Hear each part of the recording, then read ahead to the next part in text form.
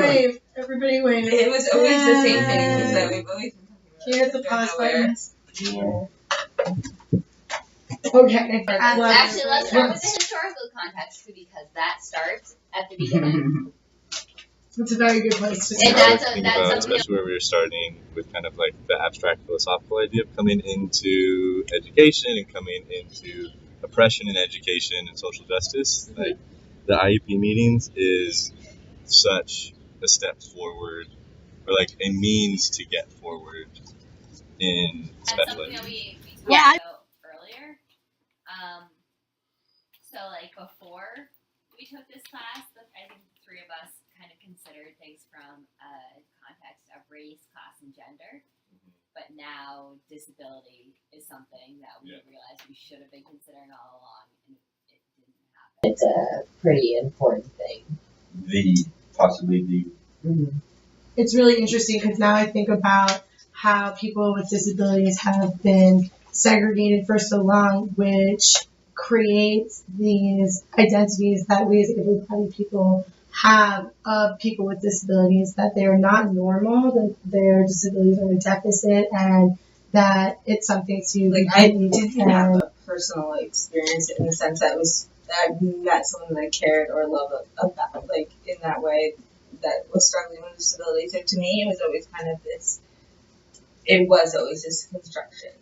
And to me, the way I still continue to look at it is in the context of it being a further classification based on gender, race, and class. Like, and that's what it will always be. Like, it will always be an extent of that. And so as it's less accepted to classify people based on race, gender, and class, then now, all right, so what's the next step? Like, how do we still keep these people marginalized? And I say these people, like, in that way, like, so I think it's kind of an offshoot of, so I'm glad that we look at it from that perspective of, we've never considered it in that way, but it's not something different. To me, it's just an evolution of how we were, well, I think you were talking about this earlier, like, nothing's changed about society and what we do to people and where we put them and how we classify them. It's just finding the most effective way to do it. Mm-hmm. And now disability is that to me, anyway. So I think, which at the same time means that I'm also saying that it's not a real thing. That do you think you're saying that these struggles are not real? And we were talking about that earlier when I was like, I look at fibromyalgia or all these things, and I'm like, they're constructs of like an industry, and they're not. But I'm not recognizing the person in that. Right? But there's like more aware of doing that and more conscious of it and possibly like more sensitive to it? Or do you think that you're still kind of like in the same place? I'm not more aware of it because I've always not more aware of it, but I'm more person first. Like the way I looked at it was always in this theoretical like. Society is doing this to people, and I think what was good about this class is that we had to actually say, no, okay, let's think about, especially when we're reading narratives, personal narratives, like you have to.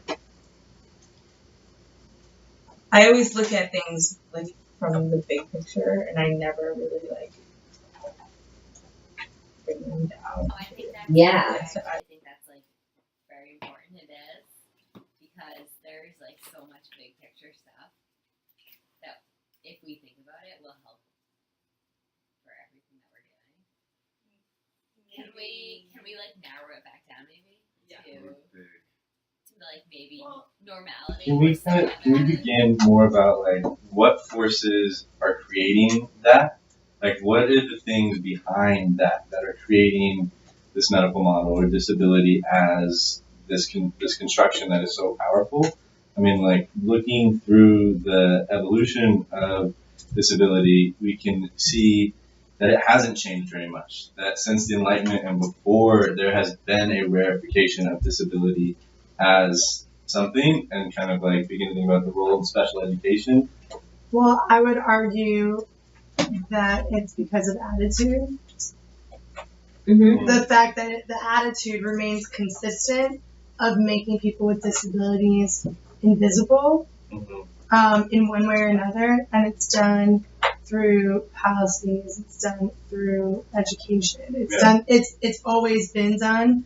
It's a very radical thought, I think, to begin to see people with disabilities as people who matter at all, that aren't just lost causes in some way or another, because throughout history, there's evidence of every culture that is the trickles to our modern society. So that root that says, either it was because the person was scorned by God, or the person was a devil, to the manifestation of sin, to whatever the prevailing hegemonic ideology was. There was rationale for the disability outside of it that created that other. I was so frightened. But public education was very skeptical.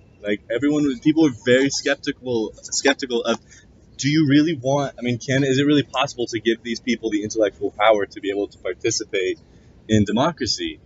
And I think one of the effects of lowered expectations, especially for education, is not thinking that they will be able to contribute to the community, contribute to democracy, to the state, to the economy, all of those ways that we form the national identity. Special education is still an outskirt of that. It's a justification that makes democracy seem so wonderful. Well, I think that's the word that you just used, justification. I think it's exactly the problem. It's used as a justification. Yes. It should never, ever be a justification. No. It's not something that needs to be justified. And I think that is what calls for a deep paradigm shift. And I think that's the key problem. As long as something's being used for a justification, it's not on the same level. There's no kind of it has so many connotations thrown onto it. It's so obscured and other. I think disability is a justification. Yes, idea. exactly. So, throughout history, disability has been used as a justification for racism, for classism, for favoring men over women. Yeah. And it still it's is. the offshoot of these things that we're accepted for in our hate that until we get disability is no longer a justification. Instead, it's maybe it's its own minority group or whatever. There's no way that we can ever feel like people with disabilities are completely stigma free, because as long as it's used as a justification, that's a serious problem. Well, and then we're putting a further stigma on them as recipients of state money. We're adding that to that by making it an economic thing. It's amazing. So we're turning not only we're further politicizing this group. It's amazing how systems have rationalized the inextricable link of assessment scores and funding, and how it seems backwards in the way that it gives. But it's not even school funding. It's actual your parent. It's funding on a very But we have to change the idea of of what is valuable. Obviously, but then also what is the ultimate kind of ideal citizen look like? And we talk about all the justifications for during the abolitionist movement and for a lot of women's rights was this level of equality and still a meritocracy on a level of equality. But we have to leave that paradigm. Education and government support is about the population of citizens and taking care of all the people involved and valuing them as inherent people, versus thinking about how can they contribute to the versus but it's also the issue you're assuming that's your perception of what the education system is. That's not what our race to in terms of our being inclusive educators, and what I'm thinking is that we have to it's so structural that it has to be rethought on be completely recreated. To think about reconceptualist versus... I think it's a total reconception. A massive level. Because you do, to make it completely inclusive, you do need to include students, student work, community, Yeah. things that happen inside and Here's outside the the other thing. classroom. You need to And put yourself in a position, that you can just like try to influence all of those things, and I think a lot of teachers don't have that kind of position right now. So you need to like, reach into the other parts of what happens outside of school with those kids. What about those spaces where we aren't able to kind of mesh together so evenly? Like, yes, we should always have narrative, but when should sometimes voices be held back? On top of all this, Like- I think that we're assuming inclusion means, and I'm saying this before that, like, we mean the same thing by when we say inclusion, like, we're assuming that everyone wants to be included, or everyone wants that, like, general classroom, and that's not fair. Well, Like, full there, But that's why like, it's a range of services. Yeah, I mean, full inclusion should include But- voices. Yeah. You know, like it should include. so yeah, that's But- something that we kind of need. Are you suggesting that Yeah. there also needs to be the voice of those who want to be silent? It needs Yeah. to Yeah, be yeah, said, The sure. voice The of, space. of which is people that fine. And at what age do you get to choose that for yourself? Because Yeah. It's definitely important to listen to children and to hear what they have to say, but sometimes adults know something might be better for you than a kid knows, and like.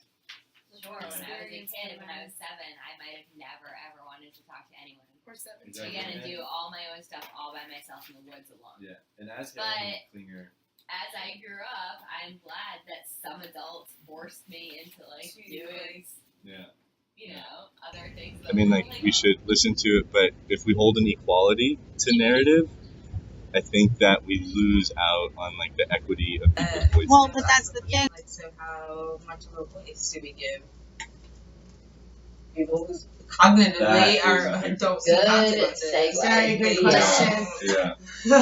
Like, how much of a voice do we give? Yeah. Because it's true, like, you don't, your brain has not developed to the point where you understand the consequences of your behavior. It just has not. Yeah. And so, like, what do we do with that? And how do you validate where they are and then also not That's a great let question. them make terrible Yeah, decisions? that's Because we make terrible decisions when we're teenagers. And We make terrible decisions as adults, If you're going into a special special education setting, right? Especially since so many kids are labeled emotionally disturbed.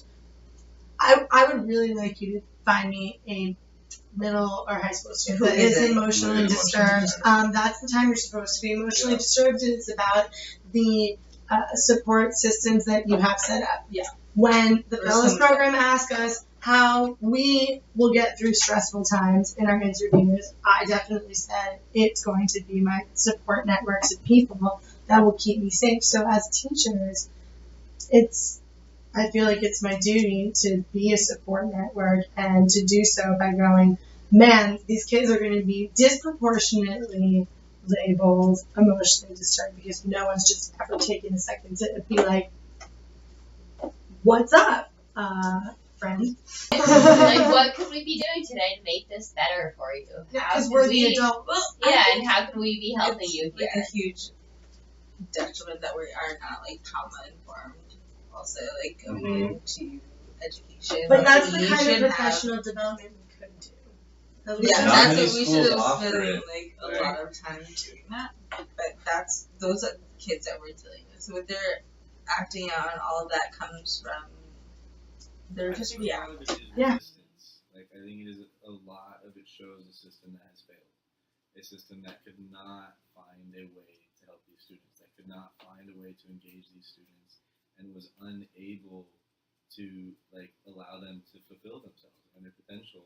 And so I think it's resistance. Like, they are acting out because they were failed. And like, I think, and when we look at it as resistance and give them that agency, like, all right, how can we change? Because we're failing. Like, because kids shouldn't have to get that angry or like that frustrated in school. We should be able to create ways for them. I mean, like, and sometimes that's I Something know, out but there yeah. to the The way. thing is, like, if you with being trauma informed, recognizing like You're acting out. for them. Mhm. Yeah, Oh, that's also yeah. So, like But there's also a giving time them like other spaces to do that, you know, like I mean, what's a big part of build being in a a teacher space, universally is teaching. defined Well, space. kids that don't just kids act can out create. like when they decide to. Yeah. They act out when they are afraid or Yeah, I- timid or like or whatever. feeling challenged, Like, yeah. so you But it can't also give gets built kids really up. safe places. It's like you can't One give someone a thing- But what punching you can bag. do One is thing what I- accept Like, and deal with understand their anger. certain behavior Yes. and not punish it in a Like, way. you can't talk about quality. Like there is like a level of quality that goes into it, you know. I mean, and the quality is sometimes there, like it's possible. It's definitely possible. But it's I mean, important to like, think Harry- about like Harry why and things Freeman are thing, happening. Yeah. And address the root of the problem. You can't give And someone a safe place. It's like you can't One give someone a thing- But what you can do One is thing what I- accept and Deal with understand anger. certain behavior Yes. and not punish it in a Like, way. you can talk about quality. Like there is like a level of quality that goes into it, you know. I mean, and the quality is sometimes there, like it's possible. It's definitely possible. But it's I mean, important like, to think Harry- about like Harry why and things Freeman are thing, happening Yeah. and address the root of the problem. Yeah. And ask, Although I found just it really keep asking, interesting because No. because our goal is to maximize instructional time. Yeah. And no matter what else okay, is but going then on, if you're the spending way all that we can day best wondering serve where our students Casey from is wherever to, and why her mom's a drunk and why she's upset and sad. But all there's the time and for not that, being around. but during Or class, do you just say, you know what, this is you teach them but I actually think that's, a life skill. but I think that teaching But that you life always skill, do. you can be You sensitive can to that, but teaching that life skill is very important because Exactly. you need So to, it's like, you need to maybe give you that to do your really do students. need to separate. I think you do. Oh, totally. I think you can be This sensitive to it and say like, oh, I know you didn't finish your homework last night because you And had to that's like go on the okay. subway for 3.5 hours. No, That's but that you doesn't can mean that's also okay. cross But boundaries. but it like- doesn't mean it's okay for you to show up in class and be angry and Exactly. throw a book in the trash and walk out. It means that, okay, so you didn't have time to do this last night. When you come in this classroom, you still need to like put on a school face or whatever and do the things that you need to do to learn what you need to learn to graduate high school. Because that's what we're here for. Exactly. And then we can That's support what you in we other like. ways also What's in our- outside of class. But like if or if you we're want to not, hang out after school instead of going home right Yeah. away, like and some you teachers need to can do make it that differently, distinction. but I think I need to be able to separate it at Yeah. least at first to make sure that I'm like giving everyone Mhm. as much as I can give them. And also, I think it's different to talk to the class as a class, holding high expectations for the class, and then talking to the student individually after class, or like going over and kind of just figuring out kind of the best way to teach them, to work with them for the rest of the year. Like you can have two different voices, and almost. It's another situation when you have to Yeah. just listen to your students. Yeah, And you need exactly. to like Exactly. or I think you need to like display that like a certain set of behaviors is expected in class and necessary because that way everyone else can learn too and you're not distracting from other kids learning and you're helping yourself by being in there and like doing the routine and learning the skills you need to learn and learning the content you need to learn. And if you miss out on like if I let you miss out on that, even if you're having a bad day or even if other stuff is going on, like that's hurting you. Although I Ask, found just it really keep interesting asking. because Kate also made me really reflect when we watched that like half of a movie, where everyone was like, "Oh, well, you know, it's explained her parents and all these forces," and Kate really asked us to go, "Yeah, but does that even? How much Yes. does that really matter in the grand scheme of things?" And that's been something that I really had to extend my understanding, extend my thinking, and take like an extra step back because all my notes were like, okay, the mother, the father, the this, that, the other thing. These are the factors, the molestation, the this, the Adderall. Like, factors that contribute to the behavior. And it's still like, we could try to deconstruct and contextualize why the behavior is happening. But what we also need to do is be simply solution oriented and Yeah. listen to what the person's saying and not try to read into, oh, what do her words really mean based around these things. And that's going to be really challenging for me because that's kind of how I help people. It's like, okay, where are you coming from? I am very deeply entrenched in like the personal narrative and like how experience informs your identity. So it's hard for me to be like, these things are separate. It was tough for me. I don't know. What do you guys think? What is it that we want? Like, what's our end goal? What I End goals making. what I like is that we don't know, Yeah. and that Okay, it gets so to but be are we made- social workers or are we teachers of content? I think we are. Both are. I think a teacher wears like an infinite number of hats. But does that But render our- them ineffective? Because no, like, No, because our goal is to maximize instructional time. Yeah. And no matter what else okay, is going but then on, if you're the spending way all that we can day best wondering serve her our cutie students from is wherever to- and why her mom's a drunk and why she's upset and sad.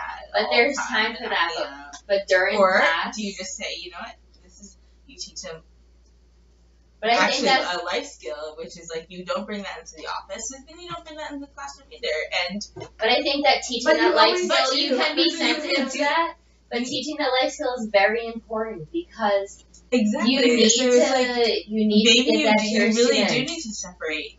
I think you do. Oh, totally. I think you can be This year. sensitive to it and say like, oh, I know you didn't finish your homework last night because you And had to that's like go on the okay. subway for 3.5 hours. But That's that okay. doesn't mean it's okay. But it doesn't mean it's okay for you to show up in class and be angry and Exactly. throw a book in the trash and walk out.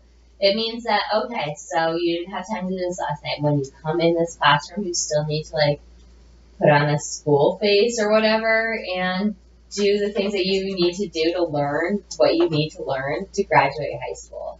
Because that's what we're here for. Exactly. And then we can That's support you in what- other ways also What's in our- outside of class. But, like, if or if we're you want to not... hang out after school instead of going home right Yeah. away, like, yeah, I'll stay late with you and do work, and you can hang out in the classroom and we can talk. But I Yeah, don't but mean like to sound I don't mean to but- sound like callous, but if we're not So- providing as much instructional time for our Then students as we we're can failing. in a like yeah. in a structured So safe, you really do need like, to make positive that decision environment. of, like, yeah. when you're in the classroom, this is who I am.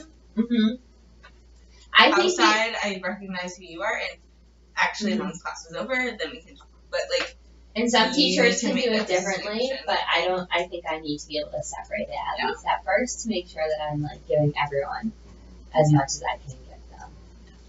And also, I think it's different to talk to the class as a class, holding high expectations for the class, and then talking to the student individually after class, or like going over and kind of just figuring out kind of the best way to teach them. really, It's another situation when you have Yeah. to just listen to your students. Yeah, You exactly. need to like Exactly. or I think you need to like display that like a certain set of behaviors is expected in class and necessary because that way everyone else can learn too and you're not distracting from other kids learning and you're helping yourself by being in there and like doing the routine and learning the skills you need to learn and learning the content you need to learn and if you miss out on like if I let you miss out on that even if you're having a bad day or even if other stuff is going on like that's hurting you and that's failing like the students I think. And we must. Yeah. Yeah. I Okay. thought That that was- having students lead their own IEP meetings is really important, and Yeah. I think that really goes back to asking the student what is best for them because you don't know how they learn best So- or what they need. Really good, and like the chalkboard as a symbol for that is Yeah. so incredible because it can disappear so easily. It can be rewritten so easily. person where he or she is. Like you Alright, but can't. then where do you go from there? Like, you meet them there. What happens? Like, it doesn't change special education and all of the crazy cultural ideas that But doesn't though normalcy has because It does. if you it's so much bigger than that. It goes so much farther than just a teacher Well, in the because we classroom. politicize. Like it's Like we You all said have that an we all idea. came into this with paradigms different than what we And have so now. we may have had the empathy to meet them there, but that wouldn't have changed shit. Like it well, is, especially since empathy is kind of empathy is massively hierarchical, and like especially with and young also teachers, intangible. young white teachers. There's Yeah. also that Intangible. ethical Get it? market. Like, Yes. we also become more sophisticated and have more cultural capital and more cultural power doing what Martin we also do. brought up But I some think- ideas about how that, how it's not, when he was talking about inclusion, like, I felt it in the classroom, but it felt more of just, like, a whole communal aspect. Like, it's a political situation. Well, but inclusion is. I think it's extremely Yes, important yes. for us to keep that in mind when we're Yes. teaching. One word Yes. teaching. That we Yes. need to know. I came in with this mindset, and it may or may not be true, and we need to ask. We just need to keep asking Yeah. our kids, And other ourselves, teachers, yeah. ourselves, Yeah. what is happening and why we think it's I think the happening. most important thing we can do. And Kate knows that I hate this because I think this is just so impossible. But inclusive education is about responding to diversity, it's about listening to unfamiliar voices, being open, empowering all members, and about celebrating difference in dignified ways. Yeah. Inclusive education is about learning to live with one another. This raises the question of what schools are for. They must not, as was the case with many definitions of integration and multicultural education, be about assimilation in which a process of accommodation leaves a school remaining essentially unchanged, cited by Wolf in 1994. But I think that I think that's awesome. yeah, but it's problematic. It's so It's so unrealistic. It's so way too literal. Like living together. How can you say that's so Living together. It is not like it is like what is a school? assimilation. Like I think what you guys are thinking of as inclusion is what he calls out as assimilation and multiculturalism. Like it's not a melting pot. No! Like, I don't know what page you're on. But it should be a melting pot. No, it's a mixed It salad. should not be a layered kind It's a of. mix. We don't want people to lose their identity. It shouldn't end up one muddy color. Like people should keep their identity. Like we're not colorblind. But that's No, what it's I'm saying. not. He's saying everything But should be I money. think no. I think so, what page are you on? I see it.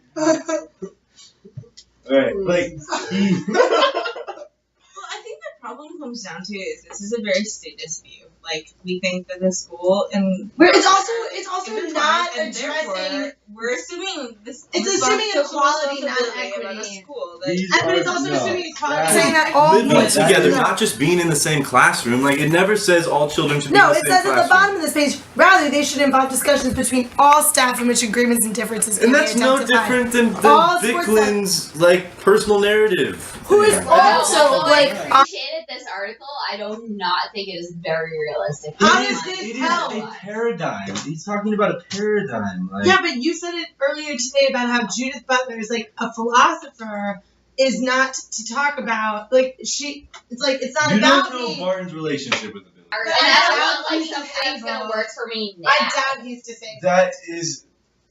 That's a big assumption. But is he? Do you know? It could that's a not huge. be. Does it Can matter? somebody Are you with a P? saying he Well, could does be? it matter? It doesn't matter. I don't think it matters. But it does matter But- because she says that. But it does matter because in one breath you're arguing that because he can make these claims because he might be invested in this community or be a member of this community, and then you're saying it doesn't matter if he's a member of this community. So check He's that saying out. community Like, has to include all bodies. Like that's what he's saying Yes, in but that. Laura brought up the And fact he's that talking do about all bodies community. want to have an equal representation, And or he do says some we of them should hear not those want that? voices. Like, what does he say? We should have discourse, celebrating difference in dignified we're not ways. arguing that discourse is Like, something that is should allowing be thrown individuals out. to claim their own difference. You know, like But if we argue, You know, how like do the binary between possibility of being disabled is so extreme but everyone is in the middle trying to fight for one or the other, and there's no possible. It's the inherent contradiction of like collectivism and individualism, because you can't universalize a group, which is part of the problem in the services available Well, and as part of the to process right people now. with disabilities. individuals claim their own difference if we assume that all there is different? I don't Then think what's all actually there different? is All the difference difference. is the same. All there is difference. So then, As a way, William that's all the James same. said, yeah, well, all right. No, that's very minimalist. I think you can't throw those I two. think we are pretending that schools have this place and are a governmental body, and that's what we're arguing in. I understand The idea that you that like we- that it's a utopia, but do you It's not a acknowledge- utopia. I don't see How the is it utopia not? in it. Where This is is a there goal. any This is practical a process application of and a this means stuff. and it, Too, like, Maureen, it's- I'm very sympathetic to some of these concerns here. My greatest worry is that postmodernism ultimately leads to a political cul-de-sac, which, in relation to groups and individuals who are excluded and oppressed, becomes a part of a disabling discourse. Yes. That's been an issue that Yes. is difficult. The thing is, he says we must learn from the mistakes and iniquities of the past. But he's not talking about equity. He's talking about He's talking about a equality. self-critical way of looking Why at isn't that about equity? Because I don't think equality and equity are the same thing. Well, they're not. But he's not talking about equality. He's just talking about like. But I But, think like, he is talking about equality when he says that all voices should be Beyond the heard. flirtation But with the- postmodernism and urgently begin to address the challenge of developing an adequate theory of political agency. Like, Is how this can Brian? we give political voice and political agency? And he's also asking for individuals to claim that. But like, as people involved in special education, that is a role that we have. That is a job that we have to do, is to advocate for our children, to give. Well, and, and not like, just to create a advocate for space them, where- but to create a place like, where they can advocate for themselves. Yes, exactly. Agency. Yeah. And We so are I- all in agreement about that. I we have to really, have really, an really adequate think that theory is of extremely political important. agency. This is why like the social And I credit don't- model can be so powerful to talk about because it allows people to organize and make change in ways that are not like based on the economy. They're based on like what people's wants and needs are and how they can organize themselves and how they can assert themselves. Yeah. And the time I is think right that to do it. exists right And now. what No.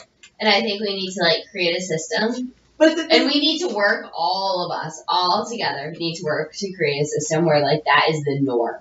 Where students know what their disabilities are and they know how to, whatever, like, they know how to ask for what they need. Well, I think And we're they in know a how to weird place enforce because that. there are a lot of students and young people who do know what they are and are using that. But they're voice also always for, like, changing. Sorry. rather than like as something that's a progressive tool or like working towards something else, like kind of stuck in this place where they're gonna get the most out of like that particular situation that they're in right then and there. And I think we're underestimating what it is to grow up not with privilege and money. Like because it's different and you are going to make the most out of whatever you can. So like giving someone agency and understanding like how that actually manifests in their day-to-day life and the obligations and responsibilities they have maybe to their family as someone who's classified and receiving like in a certain place, like you need to acknowledge all those things and understand how they play into the dynamics of like we're looking at this in a very like concentrated lens of what happens to you when you're in school. And that's not really what, like, all of that is part of a much bigger picture. Yeah. I think A that's role very that true. kids have in their lives, especially like Quote back for the most part, especially kids in New York who are coming in and English language learners, but then classified as something else, and then like the breadwinner for their family. It's hard to like we're looking at this as disability being what we're dealing with, and that's not really what we're dealing with. What we're dealing with is politics. Yes. And Yes. You're definitely so- dealing with politics. I don't In a big know, way. like In a you're very over there. I feel things sometimes. Like it's not that deep. Like it is and it isn't. Like Well, I think one of the things that the biggest takeaways for me is that it's much deeper than I ever thought it was. well, yes, that But- also like the politics behind it. Yeah. Is so deep, and that's like the thing that. But it's not simply the politics. It can never simply be one I thing. mean, I think like one of the things that Binary brings up is to address disability as they gain meaning in social cultural context, and that is in all political spaces, which all spaces are political, including the school. Like how ability as an identity is created. That was everywhere. just. But So where also, do you construct your identity from? You I know, don't know. like I mean, because all we have the to only, do that for them now. but the We only, have to help them have that space. well, yeah, I mean, also the just link of the politics to the economics, because if you look at both the history of American public education and the history of special education, you see it tied to this idea of people being labor bodies. That Yeah. how do they feed back But into I the think economy? this other also disability and able-bodiedness and the way that we're talking about it in this language, are we creating just like another category?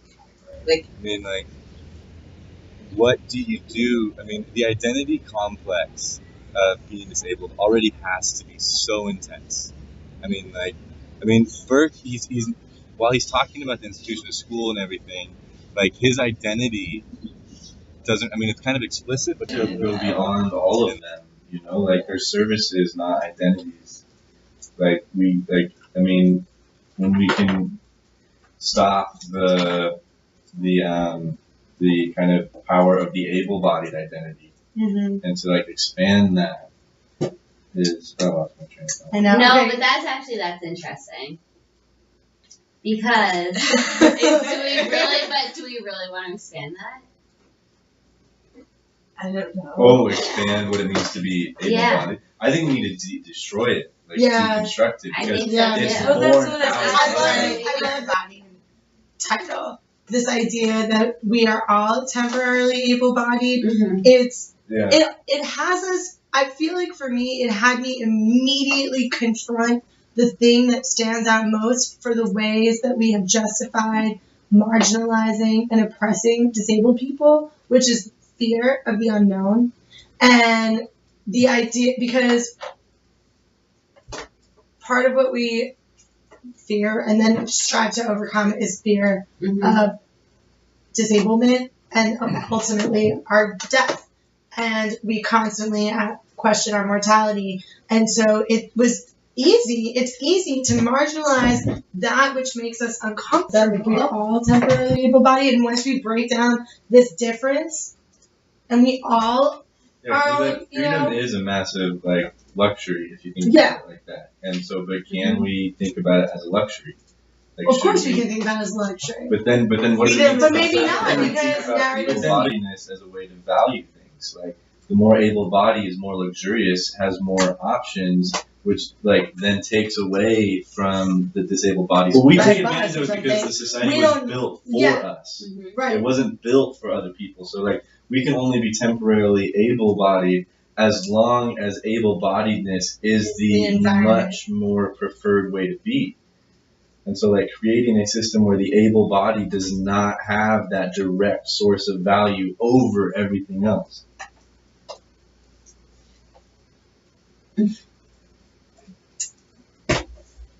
Yeah, it's becoming conscious now. I think that's what's so interesting, is that I feel like it's becoming conscious now. The fact that all of these studies are within the last 25 years says something about how new this topic is and how much it will probably change and grow before it takes hold of anything that can really be practical for the people that it's supposed to serve. Because as we look back on the series of civil rights movements that have taken place in our country over the last 75 years, maybe 100 years with suffrage, maybe. It's a slow process that often takes like 2 steps forward and 3 steps back. Has continued to recreate itself over and over again. And what I get worried about is that a lot of these academic articles give words for the medical model to appropriate and then recreate the same bullshit. Well, that's what I'm saying. It's Is that not we're just the just words using that all we these use. things. No, but it's not just the words that we use. Like you can't just throw inclusivity out there. Like this is an inclusive classroom, and then that would What's align with interesting social is about discourse and practice there, because we all know that whatever an inclusive classroom looks like, it's definitely not what everyone's talking about. And there's a contradiction between discourse and practice. There's this really interesting tension that is actively happening right now as policy is mitigating structural stuff, which is mitigating individual action, which is mitigating our actions as teachers. And